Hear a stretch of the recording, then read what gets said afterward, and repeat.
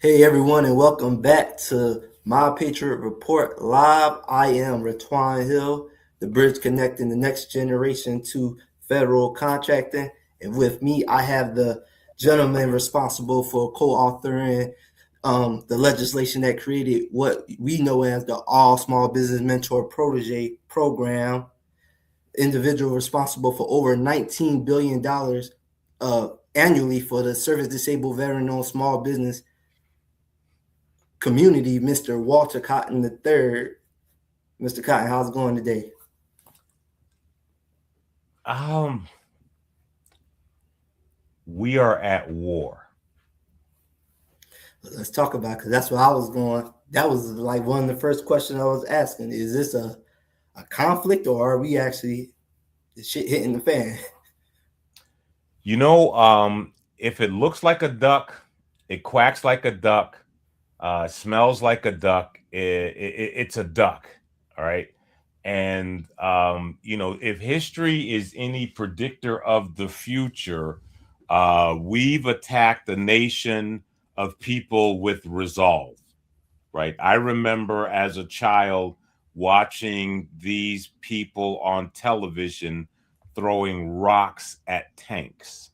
Okay, right. So this is a people with resolve, and therefore the hallucination would suggest that this is going to extend well beyond the Action Powers Act that the president has, right? And therefore, it's going to require a communication from Congress in order for this particular event to continue. But Was this a from forced? every, I'm Excuse me, sorry, I go think it ahead. was a. Is it was this a forced effort? Meaning that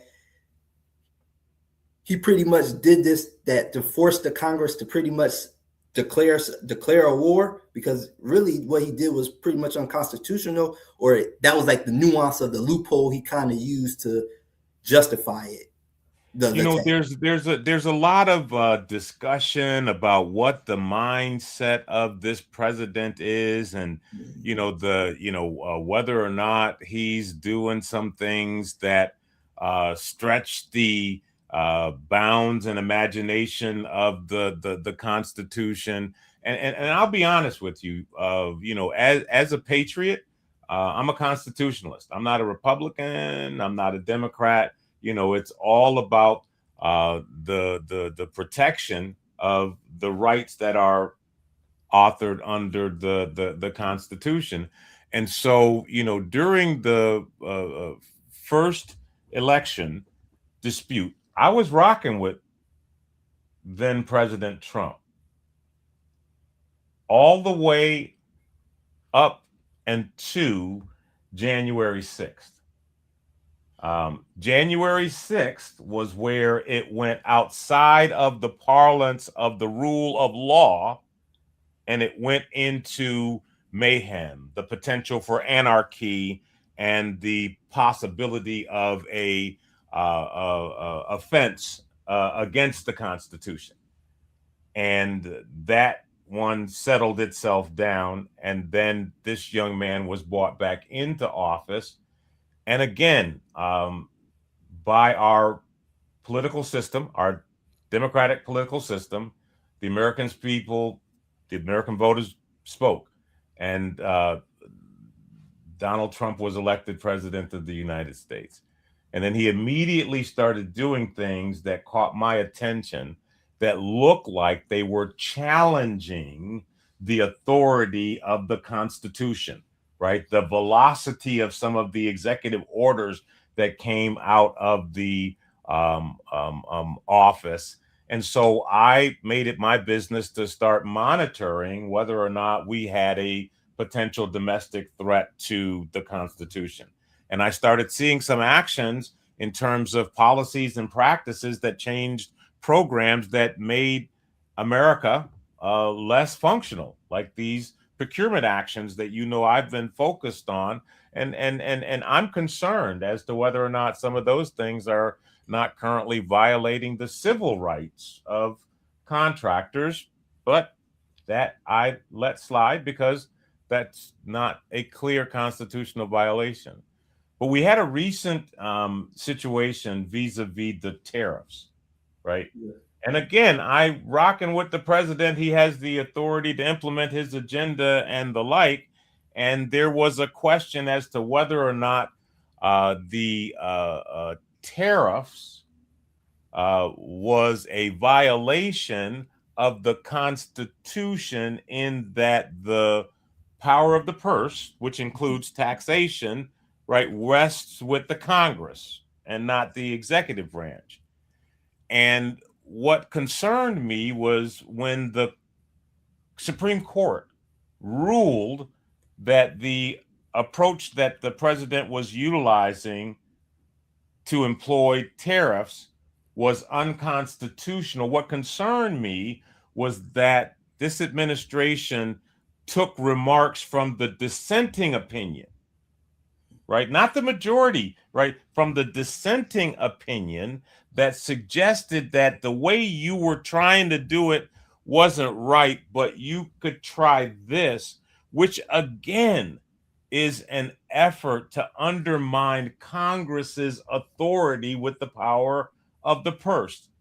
So now I'm kind of concerned about this administration and whether or not they are trying to circumvent the Constitution. And I know those are strong words. And then I woke up a few days ago and found out we were at war with Iran. And this one hit home a little bit.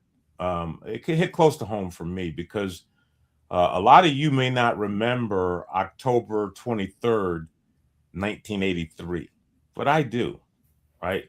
Because I was sleeping in my bunk when I got the alarm that said, all hands report to formation.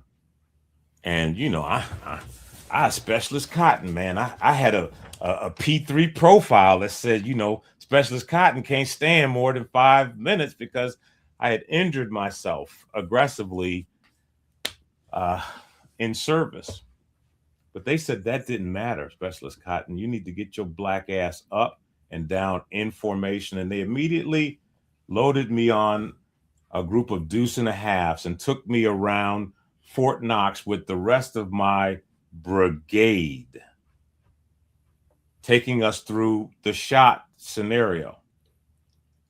Spoiler alert, October 23rd, 1983 is the day they bombed the Marine barracks in Lebanon. And we were on our way to deployment. And something in my spidey senses knew it because some 5 months earlier, we'd had an exercise similar to that, where they woke everybody up. And we loaded every bit of equipment that we had on a group of airplanes and drove them to South Carolina and deployed in South Carolina for a month. But, you know, Specialist Cotton had his profile. So we dropped everybody else off and I got back on the plane, went back with everybody. So this particular event is close to home because I've got a certain animus for the Iranian people because of the things that they've done to us, right? And I've seen what their regime have done to Americans over time. But I unfortunately feel like this is another head fake. This is another weapons of mass destruction distraction. Because when I looked at all of the intelligence that the president and the secretary of defense had to look at, there was nothing in the intelligence that backs up the narrative that we're getting out of the administration as justification for this action.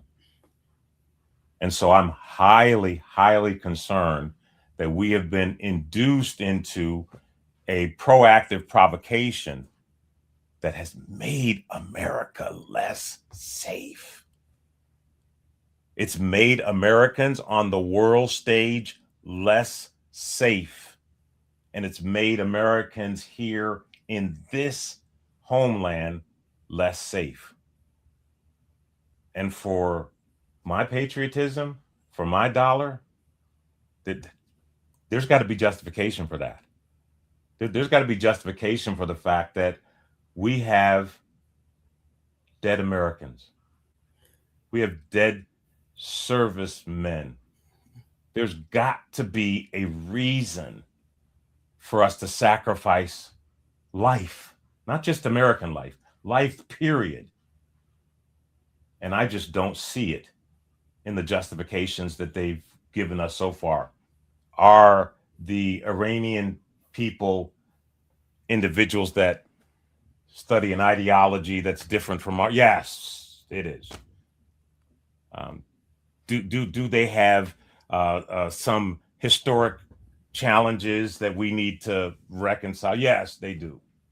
But was there anything imminent today that could affect me in my backyard that justified us taking us, America? And I am not speaking for Israel, right? Israel, that's a whole different animal. But that justified us, America, proactively attacking Iran? I don't see it. And if I don't see it, then I'm expecting Congress, right, who have the oversight responsibility, to ask the president to demonstrate it to him or to them.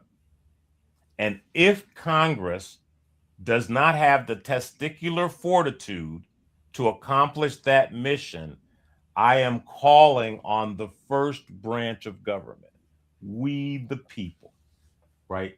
I'm calling on every citizen of these United States to recognize that we live in a constitutional republic. And in a constitutional republic, every voice matters.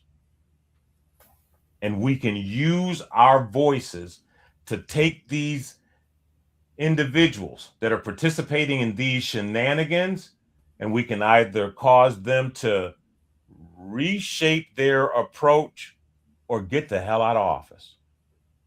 And this is our season to do that. And I'm taking the guide on, right? That's right. I've got big enough shoulders. I'm taking the guide on. I'm taking the lead to incite we the people to start holding you, our elected officials, you, Mr. President, right, accountable for these shenanigans and actions that have made America a less safe place to live. And because of this, we saw prices go up with gas prices went up. Things happened with the shipping routes. From my understanding, Iran sits near the Strait of Hormuz, and that's like one of the most Hormuz, yes, Hormuz, and it's like one of the shipping lanes, one of the most important shipping lanes on Earth. Is this an oil play? Is this more because we have the data centers? Is this a bigger, broader? You know, I don't have the Nostradamus crystal ball to understand, you know, what the broader strategy is. Mm-hmm. And, you know, I tend not to try to study genius when it's in the service of madness. What I can tell you is that this action has caused the loss of life unnecessarily. And I will debate that point. I have a strong argument that says there was no justification, there was no provocation for the loss of American life in Iran, in the Middle East, as a result of what the Iranians were doing today, as a result of what the Iranians were doing yesterday. Mm-hmm. Mm-hmm. With what's going on right now, well, first let's say I want to make a pivot about federal contracting now. Now, if we are in a war, what this means opportunity is going to emerge from this, right? We know that missiles and all this stuff, war stuff is pretty much essentially going to be top tier. Is that for a small business? Where should they be look? Should they be looking to find that partner that a Lockheed Martin or those big components? Should they be looking to try to get in where they fit in for this opportunity that has arisen, because it's probably going to present a lot of robust contracts? I'm not going to speak to the broader small business community. I'm going to speak directly to my veteran and my disabled veteran business community, because I've been sounding the alarm for the better part of the last 2 years, suggesting that America wants its veterans to be rich, dare I say wealthy. And I say that if that weren't so, there wouldn't be evidence to that effect. We've seen the dismantling of DEI, right? The disenfranchisement of the entire MWBE community, 8A and the like.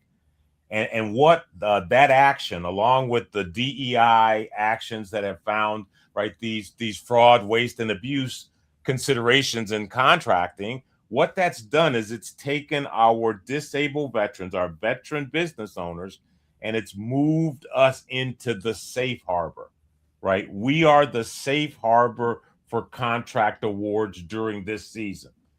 What do I mean by that? What I mean by that is, if I'm a contracting officer and I'm risk adverse, I would award to a disabled veteran before I would award to one of the challenge preference categories. Okay, that being the case, now what we need is scale. Because if you look at the situation in contracting right now, all of this disenfranchising actions, the 8A audits and the like, the Ultima lawsuit, what that's causing is contractors to be suspended, right? And when those contracts get suspended, the mission still needs to continue. So the program managers, right, the ones that own the budget, have to find a home for those contracts. The easiest and best pivot is to a service disabled veteran that has the capacity to handle the requirement. Those are bigger service disabled veterans. So the question that Mr. Hill was asking was, in this season where the military and the monetary got together because war in the desert was necessary, right? Is there an opportunity? The answer is yes. There's an opportunity that's available for the prepared, bigger small business that has the agility necessary to reshape themselves, to dynamically re-engineer their offering to meet the needs of today's customer. So essentially what you're saying, that this environment going to create more opportunities for the prepared veteran and service disabled veteran on small business. It's definitely going to create an opportunity for the forward-thinking, prepared, service-disabled veteran. And if you just look at some of the telegraphing that you're getting out of the administration, as they're going through the process of planning the budget for the 2027 National Defense Authorization Act, the big rub is they're trying to figure out how they take an additional $500 billion elephant, right, and attach it to this year's National Defense Authorization Act. And the question or challenge is, how are they going to spend it? Right? How are they going to spend that extra $500 billion? So the answer to Mr. Hill's question is opportunity abounds for the prepared.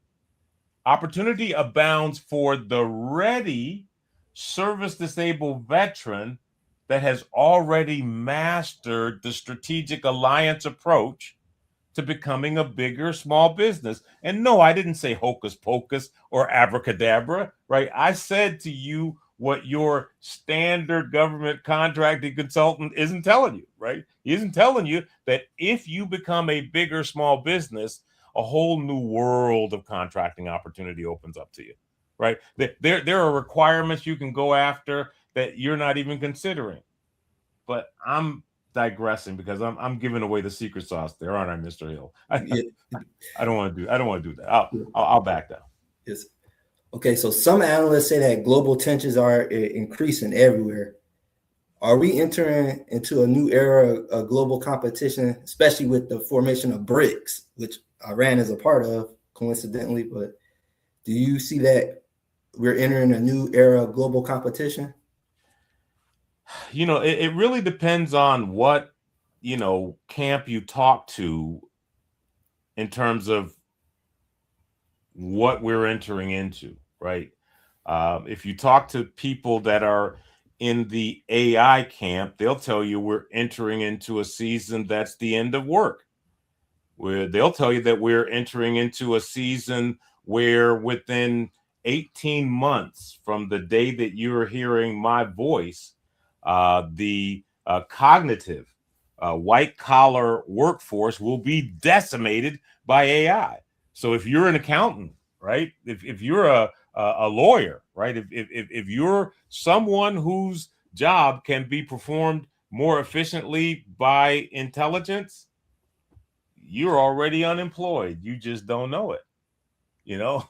And so the answer to the question in terms of where things are going really depends on which camp you're listening to. And the camp I'm paying the closest attention to is the AI camp. That's the disruptor that I see.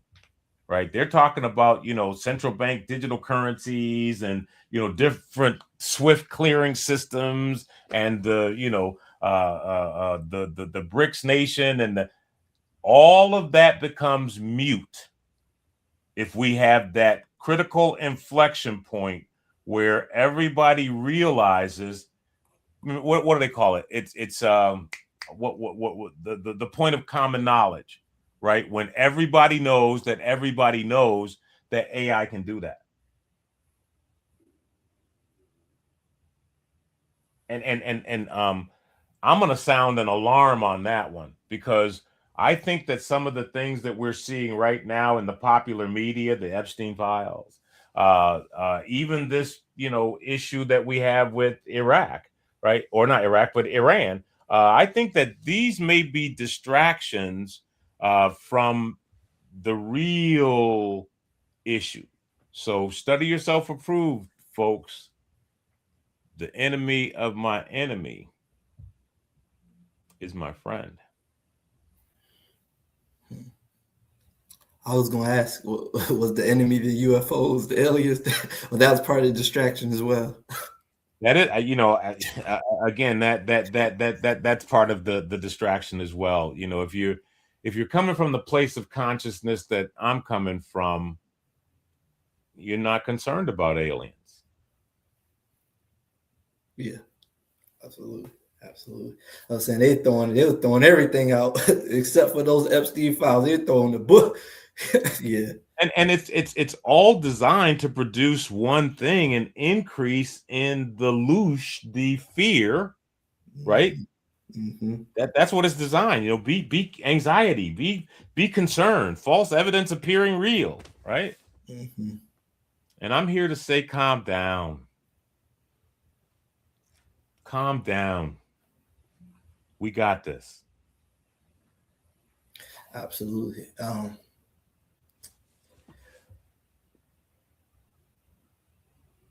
With everything that's happening, for the entrepreneurs that's watching this, especially in the federal contracting, what's the right mindset during a time like this? The right mindset is take full advantage while this window of opportunity is open, right? I mean, we've seen the window of opportunity for MWBEs slam shut, right? We've seen that. I told y'all that this was coming. I told you that the Minority Business Development Agency, all of that stuff was on the chopping block, and they clapped back. It's closed. So the thing that you want to do is, if you're in one of the favored categories like veteran or disabled veteran, while that window of opportunity is as wide open as it is today, while the rule of law still supports your ability to point out at your desired portion of that $1.2 trillion that's moving through the economic nexus, do it. That's what you do, right? Do it till you're satisfied, right? Do it till you get it right. That's the thing that should be happening right now. And for those of you who I'm gonna stop right there. That's what you need to be doing, right? Mhm. We'll talk to you about the how in another podcast, but that's what you should be doing right now. Should most contractors or all contractors embrace AI? Should they be looking to employ AI into their workforce, or is it a little too early? You know, when you say when should they be looking to embrace it or employ it in today's environment, man, if you're not utilizing AI in some way, shape, or form in your enterprise, you're already behind the curve. You're already behind the curve, period. You know, and so when you say utilizing it, um, um, that's a difficult question to answer because getting it integrated into processes is easier than getting it integrated into products. Okay. So, Mm. we've got AI integrated into a product that makes your capture, it makes your business development, it makes your proposal response a one touch capability. And I dare I say it's best in class. As a matter of fact, I'm going to ask Mr. Hill to allow us to show you the cotton method powered by awarded AI. Wow, fire. So if you're not utilizing something like this to uh, uh, analyze your market, you're behind the curve, right? Because this is a solution that will do competitive analysis in a way that you guys can't imagine it. Our AI dives into that data lake, right? And it goes through and it finds all of the intelligence on your competitor, right? Even the stuff that's hidden in the CPARs that you can't see, and it brings it back to you to help you shape your approach, not to the proposal response, your approach to the unsolicited proposal, right? That's the rule of the game today, right? The rule of the game today is OTAs, right? The rule of the game today is you come to me, Mr. Contractor, and show me how to make my mission better, and I've got tools now, right? I've got the National Defense Authorization Act, I've got OTAs, I got contractor teaming arrangements, right? I've got speed to contracting mechanisms that I can use to get to you. If you can bring me something of value. And that's what I teach. I don't And you just just dropped preach a it. bunch of gems. You just dropped a bunch of gems in that line. I hope the audience appreciate and caught on to what he just said, because he dropped some jewels for y'all. The Elite Service Disabled Veteran Network, right? We're talking about revitalizing that thing. That is what I'm going to be utilizing to drive this We the People movement. If you're a disabled veteran, this is your season to get out of the mustard so you can catch up. If you're not a disabled veteran, you can still be a part of this particular party because you're probably only 1 degree of separation away from a veteran in your family who has the preference, right? They have the wherewithal, but they don't have the piss and vinegar. They don't have the je ne sais quoi that you have, right? So you can be a part of this movement as well. That URL you see moving across the screen there, or go out and Google Elite Service Disabled Veteran. Come on in. We got room. We got room for you. Absolutely. One more thing I want to touch on about AI when you were speaking about the data lakes. Could you speak on the significance of AI hallucinating and the differentiator in the AI that we use and how it separates that from us being able to even hallucinate, which is a big competitive advantage? Yeah, you have to understand what AI is. You have to understand AI's attributes and what its intentions are, right? And all AI is a text selector that's designed to look out at a population of information and select the next probable, right, word in the sentence that it's delivering to you. And from that perspective or point of view, AI is designed to be a friendly helpful assistant. It's always trying to help you. And it's going to default to saying things and doing things that make you feel better, right? Because those things are helpful. And so what AI tends to do is it tends to go out and get information, and over time, it's always looking back at you, right? Because it's learned your tendencies, and it brings you back answers that confirm your bias. It's called confirmation bias. And over time, those hallucinations become a part of the data that it brings back to you because you've trained it to bring you back confirming biases. So what people see as hallucinations today start out as a natural outcome of your AI relationship that you have to learn how to meter out.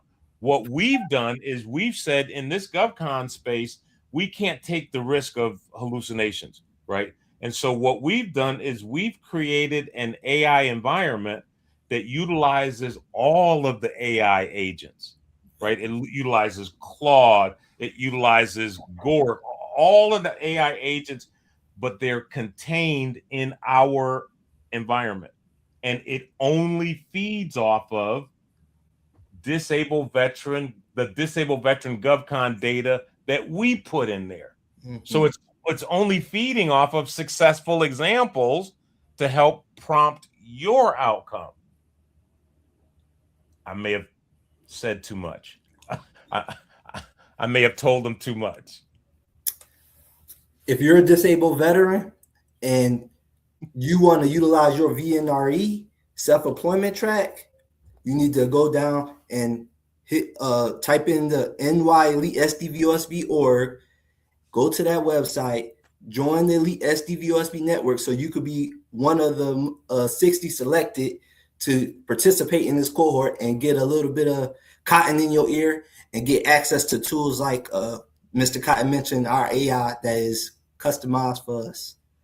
And we need to do a show just on the VR and E piece because there's complications around that that we need time to unpack the innovation that you have done with that. And okay,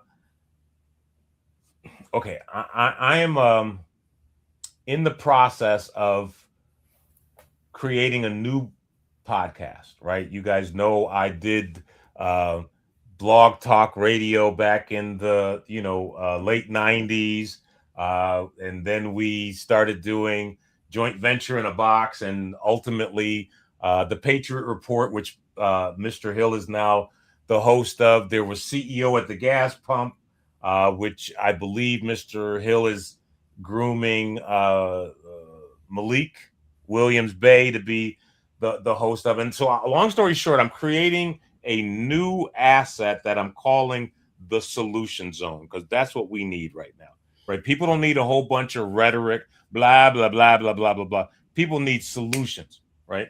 And what I'm going to do as the first program, the first installment of the Solution Zone, is I'm going to invite Mr. Hill on to talk about a automated VR&E solution he has created for self-employment. That's what I'm going to do as my first installment of the Solution Zone. Invite accepted. Invite accepted. Well, did you have anything else? That was it right there. Hey guys, I'm Ratwan Hill, and that is the Mr. Walter Cotton III. Until next time, guys, we are out.